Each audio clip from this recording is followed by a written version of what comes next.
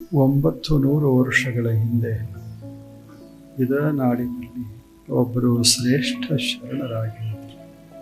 ಅವರ ಹೆಸರು ಹೆಂಡದ ಮಾರಯ್ಯ. ಹೆಂಡವನ್ನು ಮಾರುವವ ಅಲ್ಲ, ಹೆಂಡದ ಮಾರಯ್ಯ. ಎಂಥ ಸುಂದರ ಹೆಸರದು. ಆತ ಎಷ್ಟು ಸುಂದರ ಮಾತನ್ನ ಹೇಳ್ತಾನೆ. ಭಕ್ತಿ ರಸಾಯನವನ್ನ ಕುಡಿಬೇಕು.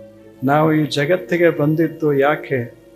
ಕುಡಿಯೋದಕ್ಕೆ, ಚಲೋ ಕುಡಿಯೋದಕ್ಕೆ, ನೀರ ಕುಡಿಯೋದಕ್ಕೆ. ನೀರು ಕುಡಿಯದೆ ಬದುಕದವ್ರು ಯಾರದಾರ?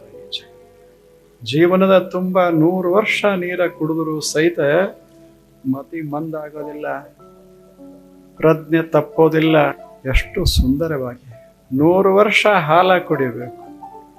ಆಲ್ಕೋಹಾಲ್ ಅಲ್ಲ, ಹಾಲ ಕುಡಿಬೇಕು. ರಸವನ್ನ ಕುಡಿಬೇಕು, ಕಬ್ಬಿನ ರಸವನ್ನ ಕುಡಿಬೇಕು. ಆ ಬಳಿಕ ನಾರಿಕೇಳದ ನೀರನ್ನ ಕುಡಿಬೇಕು.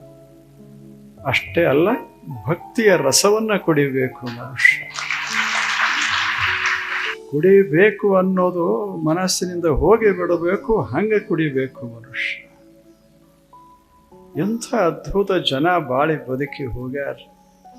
ಅದಕ್ಕೆ ಅವರು ಹೇಳ್ತಾರೆ, ಕುಡಿಯದೆ ಇರಬಾರದು, ಅದರ ಕುಡಿಬೇಕನ್ನುವ ಭಾವ ಇರಬಾರದು. ಕುಡಿಬೇಕು, ದೇವರನ್ನು ಅನುಭವಿಸ್ತಾ ಇರಬೇಕು, ಹಂಗ ಕುಡಿಬೇಕದ. ಅಂಥವರಿಗೆ ಶರಣರು, ಸಂತರು, ಜ್ಞಾನಿಗಳು, ಅನುಭಾವಿಗಳು ಅಂತ ಹೆಸರ. ಆಗಬೇಕು. ಕನಕ ಕಾಮಿನಿ ಕಾಂಚನಕ್ಕಾಗಿ ಹೊಡೆದಾಡಿ ಕೆಟ್ಟಿದೆ ಲೋಕವೆಲ್ಲ. ಇದು ಒಂಥರ ಮಸ್ತಿ. ಹಣಕ್ಕಾಗಿ ಜೀವನವೇ ಹೋಗ್ತದೆ ಇಲ್ವೇನು? ಕಾಂಚನಕ್ಕಾಗಿ ಜೀವನ ಹೋಗ್ತದೆ, ಕಾಮಕ್ಕಾಗಿ ಜೀವನ ಹೋಗ್ತದೆ, ಕುರ್ಚಿಗಳಿಗಾಗಿ ಜೀವನ ಹೋಗ್ತದೆ. ಎಷ್ಟು ಏರಿರಬೇಡ ಹೇಳಿ, ಲಹರಿ ಎಷ್ಟು ಏರಿರಬೇಡ. ಅದಕ್ಕೆ ಯಾವುದನ್ನ ಕುಡಿಬೇಕು, ಯಾವುದನ್ನ ಕುಡಿದರೆ ಬದುಕು ಮಧುರ ಆಗ್ತದೆ, ಅಂಥದ್ದನ್ನು ಕುಡಿಬೇಕು ಮನುಷ್ಯ. ಅದು ನಿಮಗೆ ಗೊತ್ತದೆ. ಪ್ರೇಮ ರಸಾಯನವನ್ನ, ಪವಿತ್ರ ಪ್ರೇಮ ರಸಾಯನವನ್ನ ಕುಡಿಬೇಕು. ಕುಡಿದಾಗ ಈ ಜಗತ್ತು ಪವಿತ್ರ ಅನಿಸಬೇಕು, ಜಗತ್ತು ಮಧುರ ಅನಿಸಬೇಕು, ಬದುಕಬೇಕು, 100 ವರ್ಷ ಬದುಕಬೇಕು ಅನಿಸಬೇಕು. ಅಜ್ಜವ್ರಿಗೆ ಈಗ 84, ಆದ್ರೆ ಅವ್ರ ಧ್ವನಿ ಹೆಂಗದ ನೋಡಿರಲ್ಲ. ಏನ್ ಧ್ವನಿ ಅದ, ಎಂಥ ಧ್ವನಿ ಅದು. ಅದರ ಧ್ವನಿ ಕೇಳಿ ಬಿಟ್ರೆ ಕೈಯೊಳಗಿಡ್ದ ಬಾಟ್ಲಿಗಳೇ ಕೆಳಗೆ ಬಿದ್ದು ಹೋಗ್ತಾವ. ಅಂಥವ್ರು ಹೊರಟ್ರೆ ನಾಡೆಲ್ಲ ಬದಲಾಗ್ತದ. 50 ವರ್ಷಗಳ ಕಾಲ ಭಾರತ ದೇಶದೊಳಗೆ ಎಲ್ಲ ತಿರುಗಾಡಿ ಎಷ್ಟು ಜನರ ಸಮೀಪಕ್ಕೆ ಹೋದಾಗ ಎಷ್ಟು ಜನ ಪರಿವರ್ತನ ಹೊಂದ್ಯಾರೆ. ದೀಪದ ಸಮೀಪಕ್ಕೆ ಹೋದ ಬತ್ತಿಗಳೆಲ್ಲ ಹೊತ್ತಿಕೊಳ್ತಾವ. ದೀಪದ ಸಮೀಪಕ್ಕೆ ಹೋದ ಬತ್ತಿಗಳು ಆರುವುದೆಲ್ಲ ಹೊತ್ತಿಕೋತಾವ. ಹಂಗೆ ಅಂಥ ಮಹಾಂತಮರ ಸನ್ನಿಧಿಗೆ ಹೋದಾಗ, ಸಮೀಪಕ್ಕೆ ಹೋದಾಗ ಮನಸ್ಸು ಹೊತ್ತಿಕೊಳ್ಳುತ್ತದೆ, ಆನಂದದಿಂದ ಹೊತ್ತಿಕೊಳ್ಳುತ್ತದೆ, ಜ್ಞಾನದಿಂದ ಹೊತ್ತಿಕೊಳ್ಳುತ್ತದೆ. ಅಂಥ ಅದ್ಭುತ ಕಾರ್ಯವನ್ನು 50 ವರ್ಷಗಳ ಕಾಲ ಅವರು ಮಾಡಿದ್ದಾರೆ. ಮತ್ತು ಅವ್ರು ಹೇಳಿದ್ರು, ಇರೋ ತಕ. ಮತ್ತು ದೀಪದ ಕೆಲಸ ಏನು? ಇರೋ ತಕ ಉರಿಯೋ. ಸಾಧು ಸಂತರು, ಮಹಂತರು, ಶರಣರು, ಜ್ಞಾನಿಗಳು ಅಂದರೆ ಏನಲ್ಲ, ಸುಮ್ಮನೆ ಉರಿಯುವ ದೀಪಗಳು. ಕತ್ತಲೆ ಬೆಳಕಾಗೋದು, ಹೊಲಸ ಮನಸ್ಸ ಸ್ವಚ್ಛ ಆಗೋದು, ದುಃಖಿ ಮನಸ್ಸ ಸುಖಿ ಆಗೋದು. ಇದು ಜ್ಞಾನಿಗಳ ಸಮೀಪ ಹೋದಾಗ ಆಗೋ ಪವಾಡ ಇದೆ. ಅಂಥ ಅದ್ಭುತ ಪವಾಡವನ್ನು ಗುರುಗಳು ಮಾಡಿದ್ದಾರೆ. ಅವರು ಲೋಕ ಗುರುಗಳು, ಅಷ್ಟೆಲ್ಲ ಮಾಡಿದ್ದಾರೆ. ಜನಾಂಗವನ್ನ, ಜೀವನವನ್ನೆಲ್ಲ ಪರಿವರ್ತನೆಗೊಳಿಸಿದ್ದಾರೆ.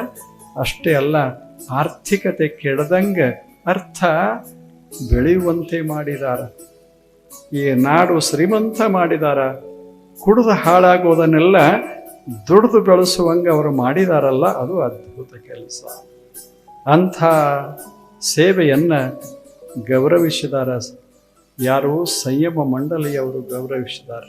ಅದು ಬಹಳ ಮಹತ್ವದ್ದು. ಅವರು ಲಕ್ಷ್ಯಕ್ಕೆ ಬಂದದಲ್ಲ, ಅದಕ್ಕಾಗಿ ಅವರನ್ನು ಅಭಿನಂದಿಸಬೇಕು. ಸಚ್ಚಿದಾನಂದ ಹೆಗಡೆ. ಕರ್ನಾಟಕ ದೇಶದಲ್ಲಿ ಇರೋದೇ 6.5 ಕೋಟಿ ಜನ ಅದ. ಅದರಾಗ 1,75,00,000 ಕುಡುಕರದಾರ. ಅಂದ್ರೆ ಏನು ಅರ್ಥ ಅದ? 1/3 ಜನ ಕುಡುಕರು, 30 ಭಾಗ ಕುಡುಕರು. 30 ಭಾಗ ಕುಡುಕರಿದರ ಅರ್ಥ ಏನು ಅಂದ್ರೆ ಎಲ್ಲಾ ಮನೆಗಳಲ್ಲಿ ಕುಡುಕರದಾರ ಅಂತ ಅದರ ಅರ್ಥ. ನಾವು ಎಲ್ಲಾ ರೀತಿಯಿಂದ ಅದನ್ನ ಪ್ರಯತ್ನ ಮಾಡಬೇಕು. ಬರೀ ನಾವು ಹಿಂಗೆ ಹೇಳ್ಕೊತ ಹೋದ್ರೂ ಆಗೋದಿಲ್ಲ. ಅದಕ್ಕೆ ಕಾಯ್ದೆನೂ ಮಾಡಬೇಕು, ಪಕ್ಕಾ ಕಾಯ್ದೆನೂ ಮಾಡಬೇಕು. ಆ ಬಳಿಕ ನಾವು ಈ ಕೆಲಸ ಮಾಡಬೇಕು ಅಂದ್ರೆ ಪೋಷಕ ಆಗ್ತದೆ, ಒಂದಕ್ಕೊಂದು ಪೋಷಕ ಆಗ್ತದೆ. ಅದನ್ನೆಲ್ಲ ಸಿಗಂಗ ಮಾಡಿ ಆ ಬಳಿಕ ನೀವು ಕುಡಿಯಕ್ಕೆ ಹೋಗಬೇಡ್ರಿ.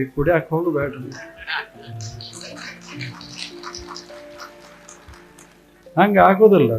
11 ವರ್ಷದ ಹುಡುಗರು ಕುಡಿಯಕ್ಕೆ ಶುರು ಮಾಡ್ಯಾರ. ಇದರ ಅರ್ಥ ಏನು? ದೇಶ ಹಾಳಾಯ್ತು ಅಂತ ಅದರ ಅರ್ಥ. ವಿಚಾರ ಮಾಡಬೇಕು. ಮಕ್ಕಳು 11ರವರು ಕುಡಿದ್ರೆ ಅವ್ರ ಮಕ್ಕಳು ಹೆಂಗಾಗಿರ್ಬೇಡ, ಅವು ಒಂದಕ್ಕೆ ಕುಡಿಯಕ್ಕೆ ಶುರು ಮಾಡ್ತಾರೆ. ಆಲೋಚನೆ ಉಳಿದ ಎಲ್ಲ ಸಮಸ್ಯೆಗಳಿಗೆ ಬಹಳ ಮಹತ್ವ ಕೊಡದೆ ಮೊದಲು ಇದನ್ನು ಬಿಡಿಸಬೇಕು. ಕಾಯ್ದೆ ಕಡ್ಡಾಯವಾಗಿ ಮಾಡಬೇಕು. ಕೆಲವು ಮಾಡಬೇಕು. ಎಲ್ಲರೂ ಕೂಡಿ ನಾವು ಪ್ರಯತ್ನ ಮಾಡಿ ಕಡ್ಡಾಯವಾಗಿ ಅದನ್ನು ಮಾಡಿ ಆ ಬಳಿಕ ನಾವು ಪ್ರಯತ್ನ ಮಾಡೋದು. ಇಷ್ಟಾಗಿನೂ ಕುಡಿತಾರಲ್ಲ, ಆ ಬಳಿಕ ಎಲ್ಲರೂ ಅದಕ್ಕೆ ಪ್ರಯತ್ನ ಮಾಡಿದರೆ ಸಿಗದಂಗೆ ಮೊದಲು ಮಾಡಬೇಕು. ಯಾವುದರಿಂದ ಏನಾಗುತ್ತದೆ, ಏನು ಕುಡಿಬೇಕು, ಏನು ಕುಡಿಬಾರ್ದು, ಏನು ತಿನ್ನಬೇಕು, ಏನು ತಿನ್ನಬಾರ್ದು, ಇದು ಪ್ರಜ್ಞಾ. ಇದಕ್ಕೆ ಧರ್ಮ ಅಂತ ಕರೆದಾರ. ಕನಿಷ್ಠ ಇಷ್ಟು ನಾವೆಲ್ಲ ಬುದ್ಧಿವಂತರೇ.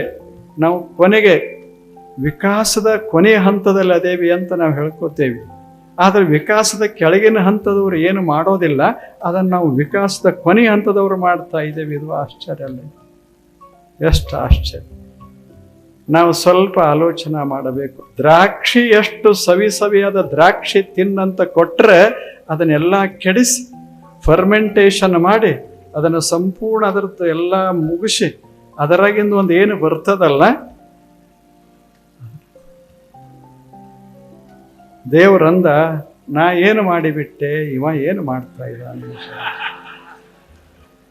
ಮತ್ತಿಟ್ಟೆಲ್ಲ ಮಾಡಿಕೊಂಡು ದೇವ್ರ ಹತ್ತರ ಹೋಗಿ ಬೇಡ್ಕೋತಾನ. ಮತ್ತೇನು ಏನು? ಅದಕ್ಕೆ ದೇವರು ಯಾವ ಗುಡಿಯಾಗ ಅಲ್ಲೇ ಇಲ್ಲೇ ಎಲ್ಲ ಕಡೆಯಿಂದ ಮರಿಯಾಗಿ ಬಿಟ್ಟೆ. ಯಾಕೆ ಮರಿ ಅದಂದ್ರೆ ಇವ ಏನು ಮಾಡಿ ಬರ್ತಾನೆ ಹೇಳಕ್ಕೆ ಬರೋದಿಲ್ಲ. ಜಗತ್ತಿನ ಎಲ್ಲ ಸಂತರು ಜ್ಞಾನಿಗಳು ಹೇಳುವ ರೀತಿ ಅದೇ.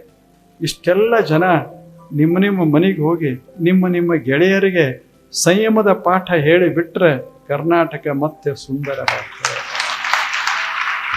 ಅಜ್ಜವರು ಒಬ್ಬರೇ ತಿರುಗಾಡಿ ಹಂಗೆ ಮಾಡ್ಯಾರ. ಇಷ್ಟು ಜನ ಶುರು ಮಾಡಿ ಬಿಟ್ರೆ ಯಾರು ಕುಡಿತಾರ, ಯಾರು ತಿಂತಾರೆ? ಮಕ್ಕಳಿಗೆ ಪ್ರತಿಯೊಂದು ಮನೆ ಅದು ಸಂಯಮದ ಮನೆಯಾಗಬೇಕು. ಭಗವಂತನೇ ನಮಗೆ ಪ್ರಶಸ್ತಿ ಕೊಡ್ತಾನ. He knows how to live. ಅಲ್ಲೇ ಹೆಂಗೆ ಬದುಕಬೇಕು ಅದನ್ನು ಇವ ತಿಳ್ಕೊಂಡಾನ ಅಂತ ಭಗವಂತನೇ ಪ್ರಶಸ್ತಿ ಕೊಡಬೇಕು. ನಮ್ಮ ಯದಿನೇ ಪ್ರಶಸ್ತಿ ಕೊಡಬೇಕು. ಅಂಥ ಪ್ರಶಸ್ತಿ ಎಲ್ಲರಿಗೆ ದೊರೆಯುವಂತಾಗಲಿ ಅಂತ ನಾವೆಲ್ಲ ಬಯಸೋಣ. ಪಂಚ ಮಹಾಪಾತಕಗಳಲ್ಲಿ ಶರಿ ಕುಡಿಯೋದೊಂದು ಹಾಕ್ಯಾರ, ನಿಮ್ಗೆ ಗೊತ್ತಿರ್ಬೋದು. 5 ಮಹಾಪಾತಕಗಳಲ್ಲಿ ಮದಿರಾಪಾನ ಒಂದು ಮಹಾಪಾತಕ. ಯಾವುದನ್ನ ಮಾಡಿದ್ರೆ ಅದಕ್ಕಿಂತ ದೊಡ್ಡ ಪಾತಕವೇ ಇಲ್ಲ, ಪಾಪವೇ ಇಲ್ಲ, ಅಂಥದ್ದು ಶೆರೆ ಕುಡಿಯೋದಂತ ಹೇಳ್ಯಾರ, ಮಹಾಪಾತಕದಲ್ಲಿ ಹಾಕಿದ್ದಾರೆ. ಅದಕ್ಕೆ ನಾವೆಲ್ಲ ಒಂದಿಷ್ಟು ಮನಸ್ಸು ಮಾಡಿ ನಮ್ಮ ಮಕ್ಕಳು ಕುಡಿಬಾರ್ದು, ನಮ್ಮ ಜನ ಸುತ್ತಮುತ್ತಲಿನವರು ಕುಡಿಬಾರ್ದು. ಹಂಗೆ ವಾತಾವರಣವನ್ನು ನಿರ್ಮಾಣ ಮಾಡಿಬಿಡಬೇಕು. ಅಂಗಡಿಯವರು ತಾವೇ ಮುಚ್ಕೊಂಡು ಹೋಗಿರ್ಬೇಕು. ಹಂಗೆ ಕೇಳಬಾರ್ದು, ಅವನ ಅಂಗಡಿ ಮುಚ್ಚಕ್ಕೆ ಹೋಗಬಾರ್ದು, ನಾವು ತಾವೇ ಮುಚ್ಚಿರ್ಬೇಕು. ಒಬ್ಬನೂ ಹೋಗಬಾರ್ದು. ಹೋಗದಿದ್ರೆ ಅವ್ರ್ಯಾಕೆ ಇರ್ತಾರೆ, ಅಲ್ಲೇ ಕಿತ್ಕೊಂಡು ಹೋಗ್ತಾರೆ ಅವರು. ಯಾವುದು ಅನಾರೋಗ್ಯಕರವೋ ಅದಕ್ಕೆ ಒಂದಿಷ್ಟು ಪ್ರೋತ್ಸಾಹ ಬರಬೇಕು, ಅದನ್ನು ತೆಗೆದು ಹಾಕೋದಕ್ಕಾಗಿ. ಅಂಥ ವಾತಾವರಣ ನಮ್ಮ ದೇಶದಲ್ಲಿ ನಿರ್ಮಾಣ ಆಗಲಿ ಅಂತ ನಾವೆಲ್ಲ ಹಾರೈಸೋಣ. ಅವರು ಬಿಡಿಸ್ಯಾರ, ನಮಗೆ ಆನಂದ ಆಗ್ಯದ. ಇದಕ್ಕಿಂತ ದೊಡ್ಡ ಶರಣ ತತ್ವ ಇನ್ಯಾವುದು? ಅವರಿಗೆ ಸತ್ಕಾರ ಮಾಡ್ಯಾರ, ಪ್ರಶಸ್ತಿ ಕೊಟ್ಟಾರ, ನಾವು ತಾಳಿ ಹಾಕಿದ್ವಿ, ಚಪ್ಪಾಳಿ ಹಾಕಿದ್ದೇವೆ, ನಮಗೆ ಆನಂದ. ಹಿಂಗೆ ಇನ್ನೊಬ್ಬರ ಸಂತೋಷ ಕಂಡು ಅದನ್ನು ನಾವು ಸಂತೋಷ ಪಡ್ತೇವಲ್ಲ, ಇದು ಶರಣ ಜೀವನ. ಇದೆ ಇಂಥ ಶರಣರ ನಾಡು ಕರ್ನಾಟಕ ಅಲ್ಲ, ಇಡೀ ಭಾರತ ದೇಶ ಇಂಥ ಸುಂದರ ನಾಡು. ಇಂಥ ಶರಣರು ಸಂತರು ಜ್ಞಾನಿಗಳು ಬಾಳಿದಂಥ ಭಾರತ ದೇಶದಲ್ಲಿ ನಾವು ಹುಟ್ಟೇವಿ, ನಾವು ಬದುಕ್ತಾ ಇದ್ದೇವೆ.